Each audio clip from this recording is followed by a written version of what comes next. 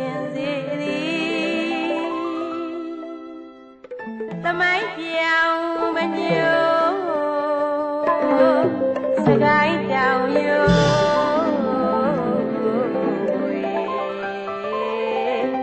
းမဟီသဝိညုတရှိဉာဏ်တော်ရှင်ခောရမဘုရားသခင်သည်သုံးပုံတွင်တန်တရားရင်ညောမြမျောလိုက်ပါကြသည်ဝိနည်းတတ္တဝါများကိုတနာခြင်းမဟာကရုဏာတော်သည်ရှေ့ရှုပြဋ္ဌာန်းတော်မူသည်တရားဒေသနာအမြိုက်စေတိုက်ကျွေးလူတော်မူသည်ဆန္ဒတော်တွေအညီနောင်သောကာလခါတွင်နောင်သောကာလခါတွင်သာသနာရောင်ဝလင်းမြည်မြန်မာနိုင်ငံတွင်စီခရီးဒေသစာကြီးကြွချီမြန်တော်မူလေသည်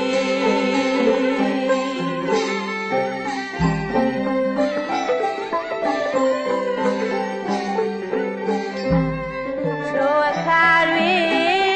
ဇေယပူရတိုင်းစကိုင်းမြို့ရဲ့မြောက်ဘက်မှာတည်တောင်ပေါင်း30ကျော်သည်ဝန်းရံပန်းလီဥညွတ်ခဲ့ပြီဥညွတ်ခဲ့ပြီအနာဂတ်ကာလမျိုးဤပုံညရှင်အမိတော်တွင်မိငဖားတောင်ဝေမဟိမြတ်ဖယားသခင်သည်ညီတော်အာနန္ဒာနှင့်အတူခရီးတစ်ထောက်တော်ကိုမိနာပြာရိတ်တော်များဤသို့ချခဲ့သည်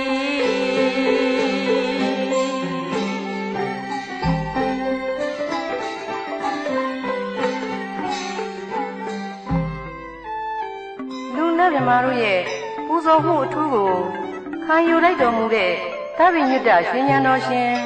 ဂေါရမဘုရားသခင်ဟာဘုံသုံးပါးမှာနှစ်မွန်းမျောပါလျက်ရှိနေကြတဲ့ခတ်သိမ်းကုန်သောဝိနည်းတတ္တဝါအပေါင်းတို့ကိုသနာခြင်းမဟာကရုဏာတော်များရှေးရှုပြဋ္ဌာန်းတော်မူပြီးတရားဒေသနာအမြိုက်ဆေးကို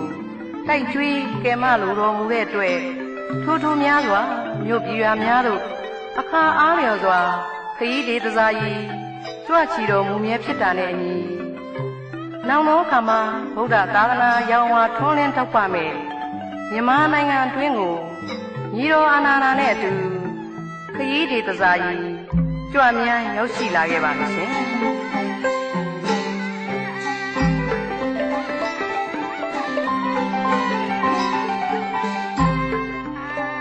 ဗုဒ္ဓမြတ်စွာဘုရားဟာအဲ့ဒါလိုခရီးဒေသစာကြီးကြွချီတော်မူလာခဲ့ရမှာထိုးစဉ်ထိုးအခါကဇေယပူရတိုင်းလို့အမည်ရှိတဲ့စကိုင်းမြို့ရဲ့မြောက်ဘက်တောင်ပေါင်း30ကျော်ဝန်းရံပတ်တန်းပြီးဥညွတ်နေတဲ့ငဖားတောင်ထွတ်မှာခရီးတစ်ထောက်တန့်နာခဲ့ပါလေရှင်အဲ့ဒါလိုတန့်နာနေကြမှာညီတော်အာနန္ဒာကိုငဖားတောင်ရဲ့အနာဂတ်နဲ့ပတ်သက်ပြီးဗျာဒိတ်တော်များခုလိုပဲရကြားတော်မူခဲ့ပါတယ်ရှင်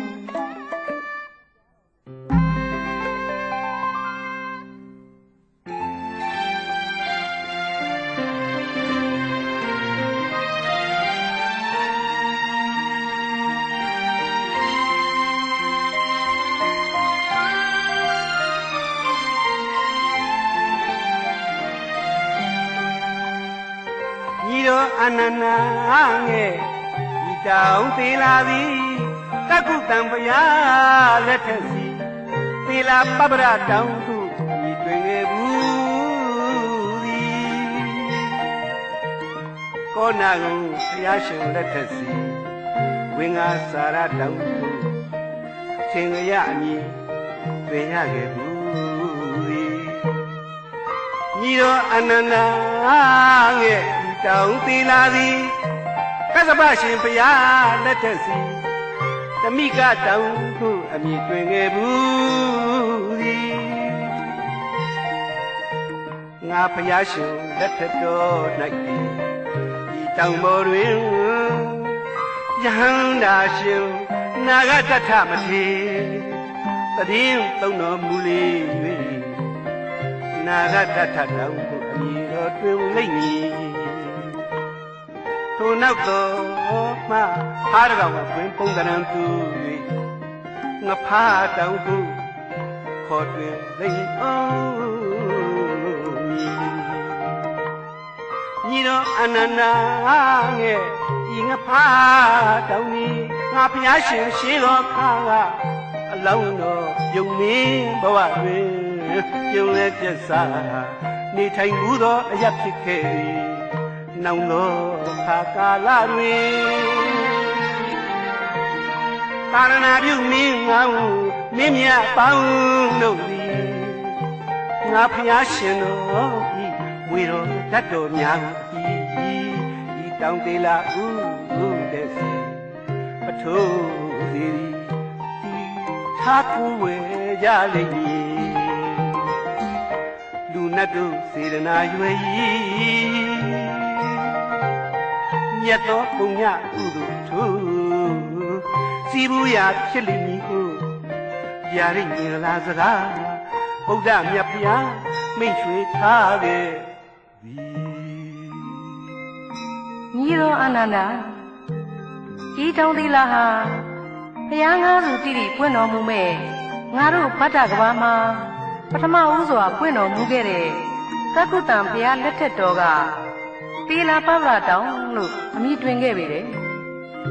ဒီဗတ္တကဘာမှာပဲဒုတိယမြောက်ပွင့်တော်မူတဲ့ကောနာကုံဘုရားရှင်လက်ထက်တော်မှာတော့ဝင်္ကာစာရတောင်လို့အမည်နာမတွင်ခဲ့ပြန်တယ်ငါဘုရားရှင်ဤအရင်ပွင့်တော်မူခဲ့တဲ့နောင်တော်ကတ္တဗဘုရားရှင်လက်ထက်တော်ကြပြန်တော့ဤတောင်သီလာကိုဓမိကတောင်လို့အမည်တင်ညာတွင်လာပြန်တယ်ယခုငါဘုရားရှင်ရဲ့လက်ထက်တော်မှာတော့ဤတောင်ပေါ်မှာနာဂဒဋ္ဌအမည်ရတဲ့ယဟနာမထေသရင်သုံးတော်မူတဲ့အတွက်နာဂဒဋ္ဌတောင်လို့ခေါ်တွင်လာလိမ့်မယ်ဤသို့ခေါ်တွင်ပြီးတော်မှတပံဤတောင်ရဲ့ပုံသဏ္ဍာန်မှာဖားတော်နဲ့တူတဲ့အတွက်လူအများကငဖားတောင်လို့ပြောင်းလဲခေါ်တွင်လာကြလိမ့်မယ်ညီတော်အနန္ဒာဤငဖားတောင်ဟာငါဘုရားရှင်ရှိသောအခါနုစဉ်ဘဝတစ်ခုဖြစ်တဲ့အလောင်းတော်ယုံမင်းဘဝကကျင်းလီကျဆာနေထိုင်မှုသောအရက်တစ်ခုလည်းဖြစ်ပေတယ်။နောင်သောအခါကာလ၌ဤတောင်ထွက်ပေါ်မှာသာသနာပြုမင်းကောင်းမင်းမြတ်များဟာငါဖျားဤသရီရဓာတ်တော်မွေတော်များများစွာတို့ကိုသာပနာသွင်း၍ဇေဒီပထိုးတီထားကိုးကွယ်ကြလိမ့်မယ်။ဤသို့ဇေဒီပထိုးများတီထားပြီးသကာလလူနတ်တို့အားမြတ်သောပုံညဒီဟုသောကုသိုလ်အထူးကိုစီးဘူးရာဖြစ်စေလိမ့်မယ်ရဲ့လို့ဗုဒ္ဓမြတ်ဖျားသခင်ကဗျာဒိတ်မင်္ဂလာစကားကျူးရင်မိန့်ကြားတော်မူခဲ့ပါတယ်ရှင်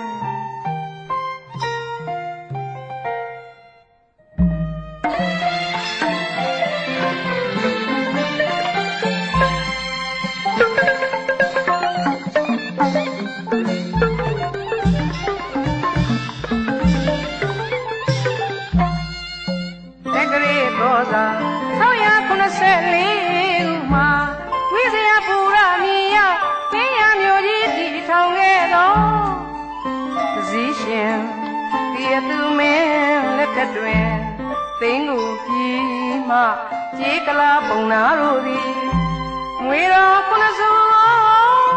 ယရနာကုန်းခွဲထဲမှရှုပ်ဝဲစွာစီရင်ထဲသွင်းကမင်းဖယားထံပို့ဆက်လာတော်မူလေသည်တစည်းရှင်တည်သူမင်းသည်ထိုကုန်းခွဲတော်တွင်ကိုယ်လက်ပဲပြင်း၍မစင်မချင်စားမိတော်သည်စားတော်ခေါ်သည့်နေ့မှာပဲ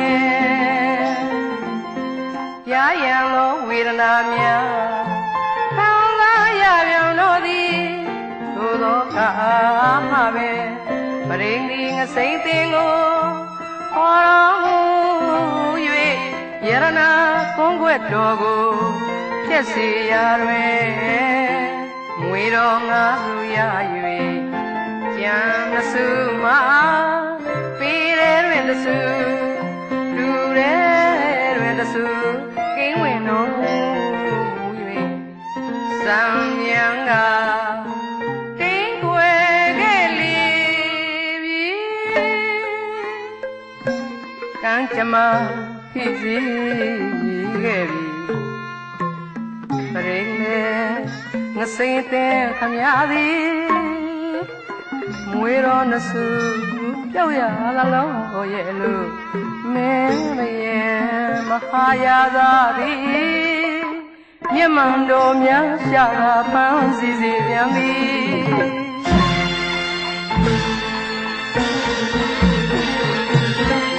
ပရိငစိမ့်တင်သည်ရသဝဘေးလွမြောက်ရေးတွေ့ဒီနဲ့တူဟန်ရွတ်တို့သည်မြစ်တစ်ဖက်ကံစကိုင်းမြို့စီဖက်ပြေးလို့သာတိမ်ရှောင်ရပြန်ပြီမြန်မာတက္ကရာ684ခုနှစ်မှာတော့ဝိဇယပူရအမည်ရတဲ့ကင်းရမြို့ကြီးကိုတီထောင်နှန်းဆန်ခဲ့တဲ့တစည်းရှင်တေသူမင်းလက်ထက်မှာရှေးခါကသိန်းကိုပြီလို့ခေါ်တွင်တဲ့တီဟိုပြီမှခြေကလာပုံနာတို့ကပညာစမ်းတဲ့သဘောနဲ့ငွေတော်ခုနှစ်စုကိုရှင်းမြောင်ရတနာကုန်းကွယ်မှာအိမ်နဲ့စီထည့်ပြီးရွှေမဲနရွှေမိုးခုနှစ်ချက်နဲ့တတ်ဆိုတဲ့အခရာနဲ့ရှုပ်ဝက်စွာမြုပ်နှံထည့်သွင်းစီစဉ်ပြီးတီဟသူမင်းထံကိုပို့ဆက်လာခဲ့ပါတယ်။တစည်းရှင်တီဟသူဟာခြေကလာများလာရောက်ဆက်တာတဲ့ရတနာကုန်းကွယ်တော်ကိုတာမန်ကုန်းကွယ်ရဲ့လို့ထင်မှတ်ပြီးစေကွန်လက်ဖက်တို့ကိုထည့်ပြင်းပြီးစားတော်မူခဲ့မိပါတယ်။အဲ့ဒီအချိန်ကစားပြီးတစည်းရှင်တေသူမင်းဟာကိုယ်တော်တစ်ခုလုံးရရနဲ့ဝေဒနာများအပြင်းထန်ခံစားရတော်မူပါတဲ့ရှင်။အဲ့ဒီအခါကျမှယရနာကုန်းွက်ကိုမတင်္ကာဖြစ်တော်မူတဲ့အတွက်ငစိမ့်သိန်းလို့အမည်ရှိတဲ့ဗရိန်တယ်ကိုဆင့်ခေါ်တော်မူပြီးယရနာကုန်းွက်တော်ကိုစစ်ဆေးစေခဲ့ပါတယ်။ဗရိန်ငစိမ့်သိန်းဟာယရနာကုန်းွက်တော်မှာတွေ့ရှိတဲ့ရွှေမဲနများကိုဖြုတ်ကြည့်တဲ့အခါငွေတော်ခုနှစ်စုရရှိပါတယ်။ငွေတော်မှမသိတဲ့အတွက်တစုကိုပေပေါ်တင်ပြီးတူနဲ့ထုကြည့်ရာတူထဲဝင်သွားပါတော့တယ်။နောက်တစုကိုထပ်ပြီးပေပေါ်တင်ပြီးထုပြန်တဲ့အခါမှာလဲအဲ့ဒီတစုကပေထဲဝင်သွားပြန်ပါတယ်။ပရိငစိမ့်တင်ဟာငွေတော်9စုရွှေမဲန9ခုနဲ့ရတနာကုန်းွက်ကိုဘရင်ထံဆက်တာလိုက်ပါတယ်။တစည်းရှင်တေသူကရွှေကုန်းွက်မှာရွှေမဲန9ချောင်းလဲပါတယ်။သက်ဆိုတဲ့အခရာကလည်းပါဠိလိုတတ္တမြန်မာလိုကဏန်း9လို့အဓိပ္ပာယ်ပေါ်တဲ့အတွက်ငွေတော်9စုဖြစ်တဲ့နဲ့နှစ်စုကြောက်ရသလိုဆိုပြီးငစိမ့်တင်ကိုတန်းစည်းစေတဲ့အတွက်ဗရိန်နဲ့ငစိမ့်တင်ဟာရာဇိုးဘေးကိုကြောက်ရွံ့ပြီးတူနဲ့ဘေးကိုယူဆောင်ကမြစ်တစ်ဖက်ကစကိုင်းမြို့ကိုဖက်ပြီးတိမ်းရှောင်ခဲ့ရပါတော့ရှင်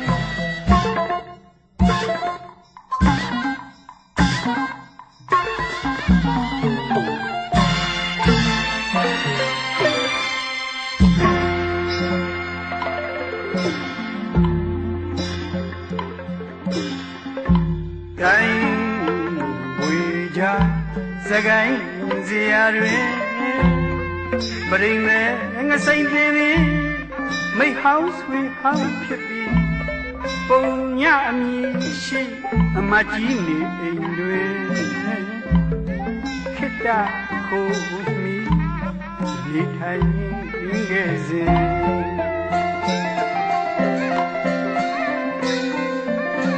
အခါတော့ညကြံသမယတွင်လက်တော်မွေတော်နှစုတူနဲ့ပင်မွက်ခါ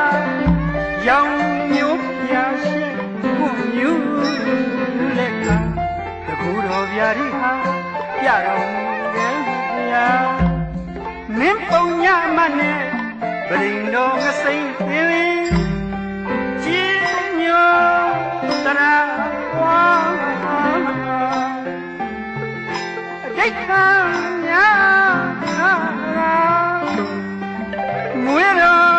မြတ်နှစ်ပါးကိုပရမညာချုပ်ဒီစေပြေခြင်းရွှေလင်းပန်းထက်တွင်တင်းဆောင်ပင်ပွားလို့ရွှေလင်းပန်းထက်တွင်တင်းဆောင်ပင်ပွားလို့အဖာတောင်ထွမြေမဟီစီရီထားကိုဝဲကြလေသည်ထိုသောခါတွင်ထိုသောခါတွင်အသင်ခရာဆောယွန်မင်းကသူ့အားမပန်ကြပဲစီရီတော်တီထားခြင်းကိုမြတ်မှန်ရှာတော်မူလေသည်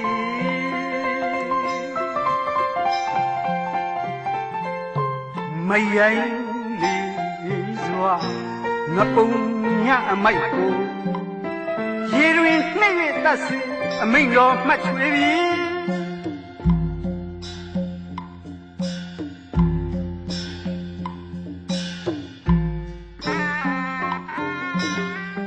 ကျင်းရကနေရာဇို့ဘေးကြောင့်ဖက်ပြေးလာရတဲ့ပရိငစိန်တင်ဟာစကိုင်းမြို့ကိုရောက်တဲ့အခါရခင်ကမိဟောင်းဆွေဟောင်းတူဖြစ်တဲ့ပုံညအမတ်ရဲ့နေအိမ်မှာဝင်းရောက်ခိုးလုံးနေထိုင်ခဲ့ရပါတယ်။တညတော့ခါမှာတော့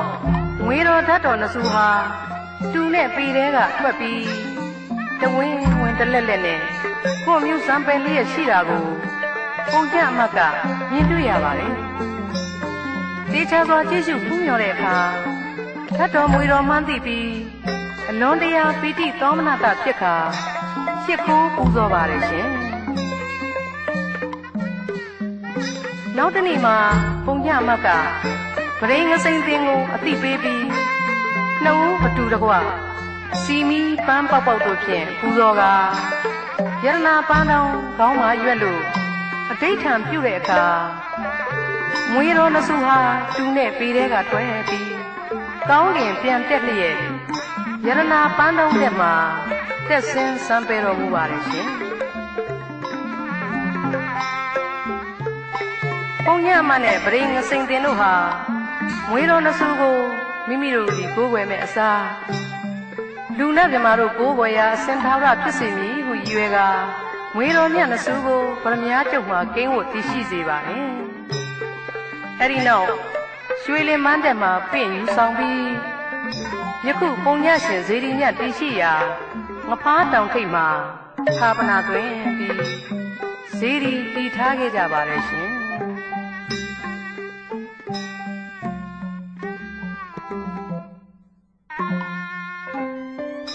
အဲ့ဒီအချင်းရာတွေကိုစကိုင်းမြို့တည်သင်္ခရာစောယွန်းမင်းကြီးကြားသိရတဲ့အခါမှာ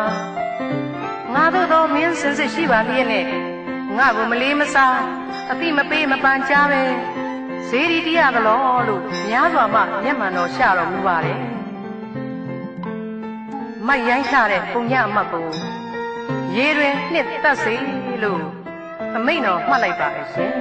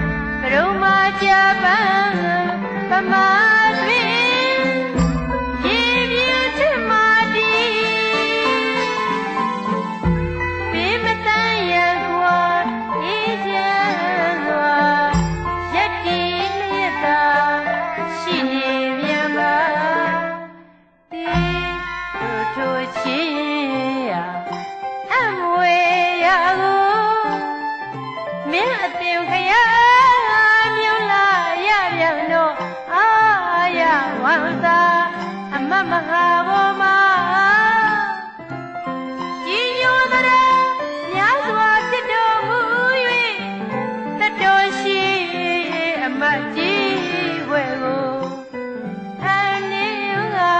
ချင်းမြင်သနာတော်မူလေသည်မင်းနဲ့ပြည်သူကြည်ပြူကြပြီဒီခရာစောယုံမင်းကအမှုပြုပါသည်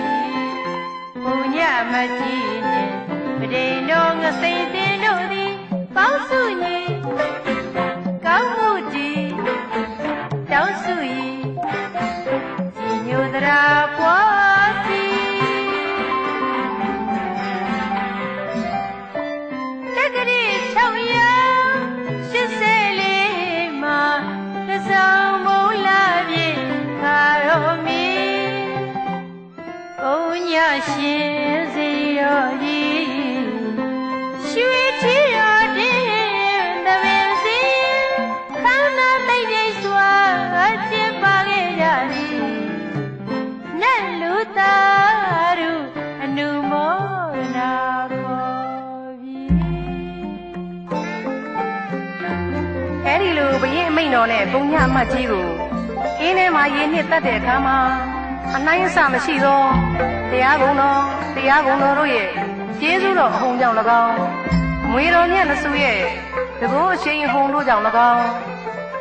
ဟဝိညာဏကဖြစ်တဲ့ရေများပင်လျင်အမတ်ကြီးရဲ့ကိုယ်မှာတစွန်းတစမြမတိမဆိုပဲဘေးပတ်လေကသာဝန်းရံနေပြီးဘုံညအမတ်ကြီးဟာဘရုံမှာကြာပန်းကြာပဲပမာရေပြင်ထဲမှာချမ်းသာစွာရပ်တည်နေခဲ့ပါတယ်မြတ်စွာဘုရားရှင်ရဲ့ဂုဏ်ကျေးဇူးတော်ကြောင့်၎င်းငွေတော်မြတ်နစုတို့ရဲ့တကူတော်ကြောင့်၎င်းပုံညအမတ်ကြီးဟာဘေးမတိရမခချမ်းသာစွာတည်ရှိနေတဲ့အမွယ်ချင်းရာကိုအသင်္ခရာစောယမင်းကြီးတွေ့မြင်လိုက်ရတဲ့အခါမှာတော့များစွာမှအောင့်ဩသွားရပြီးအမတ်ကြီးပေါ်ကြာရောက်နေတဲ့ဒေါသစိတ်တွေဟာတခဏချင်းကင်းစင်လွင့်ပြောက်သွားပါတော့တယ်အမတ်ကြီးကိုလည်းလွန်စွာမှကြီးညိုသရာဖြစ်တော်မူပြီးရာဇဝတ်တော်ဘေးမှကင်းလွတ်ခွင့်ပေးလိုက်တဲ့အပြင်သက်တော်ရှိအမတ်ကြီးဘွဲ့ကိုလည်းချီးမြှင့်ပေးသနာတော်မူခဲ့ပါတယ်အဲ့ဒီနောက်မှာတော့စကိုင်းမြို့ဆန်အသင်္ခရာစောယုံမင်းဟာပုံညအမတ်ကြီးပရိန်တော်ငစိမ့်တင်တို့နဲ့ညှိနှိုင်းကြိုင်ပြီးသူ့ရဲ့ဖခမဲတော်ဖြစ်တဲ့ပင်းရမြို့တီတစည်းရှင်တည်သူမင်းကြီးကိုသွားရောက်ကအကျိုးအကြောင်းလျှောက်ထားပန်ကြားလျက်သာသနာတော်တက္ကရာ1866ခုနှစ်ကောဇာတက္ကရာ684ခုနှစ်ဇောင်းမုံလာပြည်နေ့မှာပုံညရှင်ဇေဒီတော်ကြီးကိုအုပ်ရိုးအင်္ဂလိပ်ပြုလုပ်ပြီးစုလုံးလေးရွှေသင်္ကန်းတက်လူကရွှေထီးတော်တင်အလှတော်မင်္ဂလာပွဲကြီးကိုခမ်းနားတိုက်မြိုက်စွာကျင်းပခဲ့ရမှာနတ်လူဓမ္မအပေါင်းတောင်းလုံးဖြပြသာရုအမှုမောဒနာခေါ်ယူကြပါလေရှင်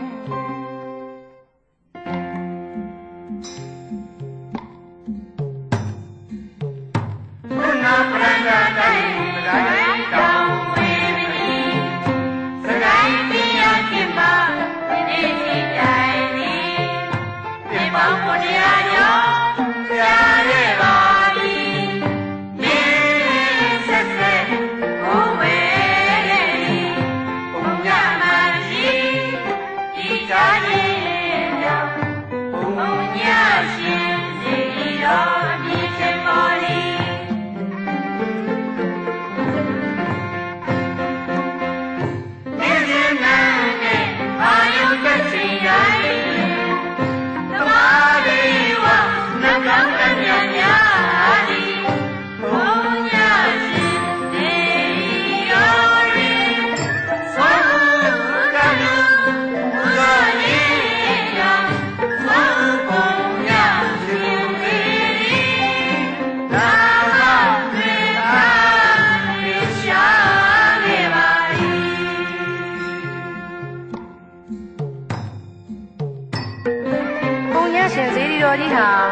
ရတနာပူရကင်းဝမြို့ကြီးမပေါ်ထွန်းမီ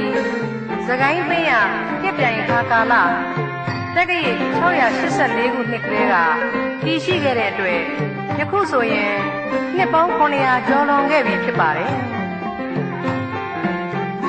နှစ်ပေါင်းများစွာမင်းဆက်ဆက်ကိုးကွယ်ခဲ့ပြီးပုံညအမတ်ကြီးတည်ထားခဲ့ခြင်းဖြစ်တဲ့အတွက်ပုံညရှင်စီရီတော်ရဲ့လို့ထင်ပေါ်ကြော်ကြားခဲ့ပါတယ်ဒါအပြင်လဲနေ့စဉ်နတ်နဲ့အာယုံတက်ချိန်တိုင်းမှာတမာရီဝနှကောင်းနှက်မြတ်များဟာပုံညရှင်စီရီတော်ကြီးကိုလူတွေတဲ့အရင်စိုးဦးသွန်းပြအမြဲတတ်လို့ပူဇော်လေးရှိကြတဲ့အတွက်စိုးဦးပုံညရှင်စီရီရဲ့လို့အမိနာမတွင်ထားကျော်သောထင်ရှားလျက်ရှိကြောင်းတင်ပြလိုက်ရပါတယ်ရှင်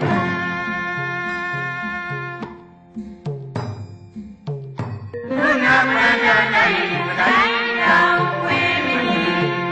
ပတိုင်းမိယဖြစ်မှာဒီနေ့တိုင်းဒီပေါင်း900ကျော်ကြားခဲ့ပါပြီဒီ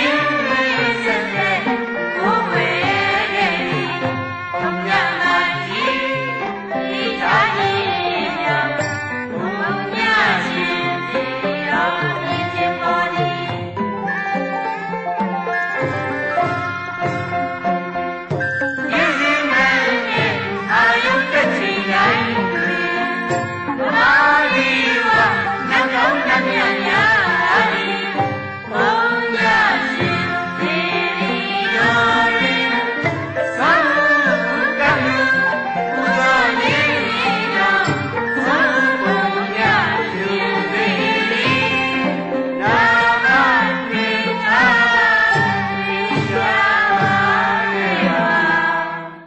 ဒီ